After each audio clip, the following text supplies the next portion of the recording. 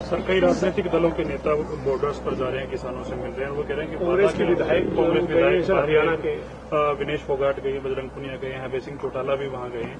नहीं, देखिए, इन्होंने ये बताना चाहिए वहां जाकर के, जाना, देखिए कोई उसके ऊपर आपत्ति नहीं है, उसको समझाना भी चाहिए और बात भी करनी चाहिए, अच्छी बात है, हमारी भी उनके साथ सहमति है, परंतु हम काम कर रहे हैं। इनके ये बताना चाहिए, क्योंकि विनेश फोगाट को शायद उसकी जानकारी नहीं है कि इनकी सरकार ने क्या किया है। विनेश फोगाट को इसके बारे में भी बताना चाहिए कि भूपेंद्र सिंह हुड्डा स्वामीनाथन की रिपोर्ट की बारी उसके चेयरमैन थे, जो 5 मुख्यमंत्री बने थे, उसके चेयरमैन भूपेंद्र सिंह हुड्डा थे। केंद्र में कांग्रेस की सरकार, इंडी गठबंधन की सरकार थी, तब तो इसको ये बोलते थे यूपीए, अब इसका नाम इंडी गठबंधन कर दिया इन्होंने।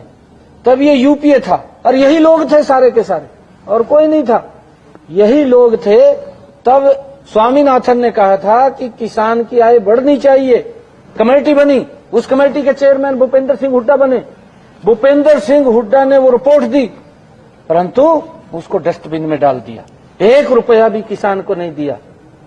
जो ये लोग जाते हैं वहां पर, अच्छी बात है, परंतु जब मीडिया से बात करते हैं तो वो भूपेंद्र सिंह हुड्डा कांग्रेस के कार्यकाल के बारे में बताना चाहिए कि भाई हमारी सरकार थी, हमने ये निर्णय लिए थे, परंतु हम लागू नहीं कर पाए, उसको हमने डस्टबिन में डाल दिया। परंतु हमने जो भी निर्णय किया या हमने जो कहा है या नहीं भी कहा है, हमने किसान हित के अंदर मजबूती से लागू किया। हमने पराली के प्रबंधन को लेकर के काम किया, किसान की पैदावार हो, और मैं हरियाणा के किसान का दिल से धन्यवाद करता हूं कि उन्होंने उसके अंदर सहयोग किया है। सर, किसानों के मामले में जो आंदोलन है सर, उसमें आप चिट्ठी लिख रहे हैं, किसान सिंह पटेल ने चिट्ठी लिखी है कि बाकी किसान यूनियन भी हमारे साथ आए, हमें मिलकर लड़ना। आपको लगता है सर कि हरियाणा के किसानों को इसी तरह के आंदोलन की जरूरत है? क्योंकि आप नहीं, देखिए, हरियाणा के अंदर हमने किसान की 100% फसल को एमएसपी पर खरीदने का निर्णय किया है। हमने यहां तक कि जो हमारा सब्जी का किसान है उसको भावांतर भरपाई देने का काम किया है। आदरणीय प्रधानमंत्री जी के नेतृत्व में प्रधानमंत्री फसल बीमा योजना के माध्यम से उसको सुरक्षित करने का काम किया है, और हमने प्रधानमंत्री कृषि सिंचाई योजना के माध्यम से उनको सब्सिडी दे करके ज्यादा पैदावार किसान की करने का काम भी हमारी सरकार ने किया है, और उसको लगातार एमएसपी पर खरीदने का काम भी हमने किया है। हमारे जो किसान है हमारा अन्नदाता है, हम किसान जो हमारे कांग्रेस के लोग हैं जो इसके ऊपर राजनीति कर रहे हैं, चाहे आम आदमी पार्टी है, वो आश्वस्त करें।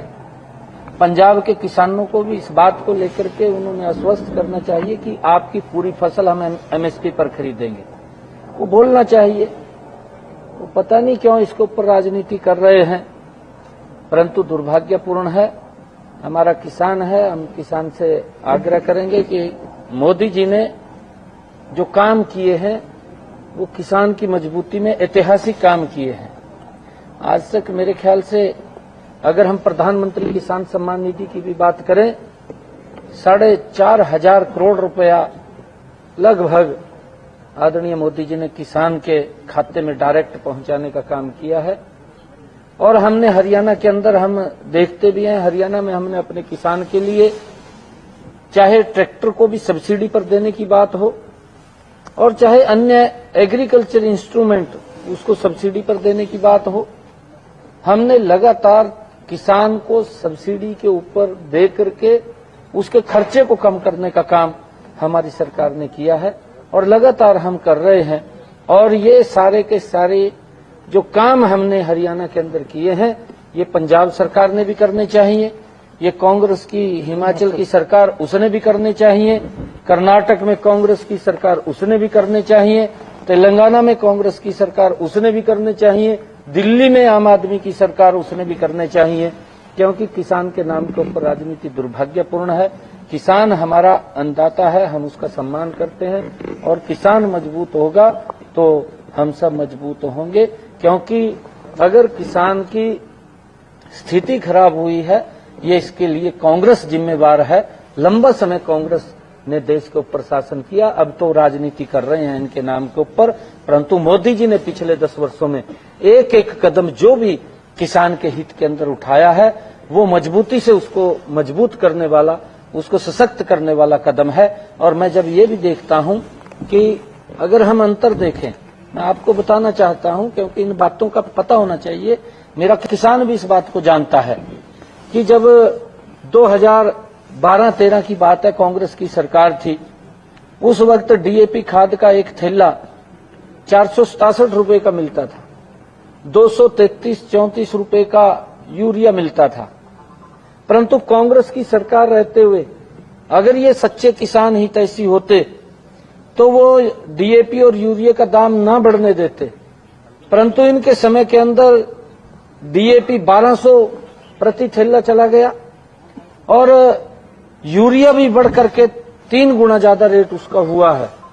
परंतु कांग्रेस ने, दिल्ली में भी कांग्रेस की सरकार, हरियाणा में भी कांग्रेस की सरकार, और इंडी गठबंधन के जो लोग हैं जुड़े हुए हैं, ये भी सारे इकट्ठे थे उस वक्त भी, तब भी इन्होंने किसान की चिंता नहीं की। आज राजनीति करते हैं किसान के नाम के ऊपर।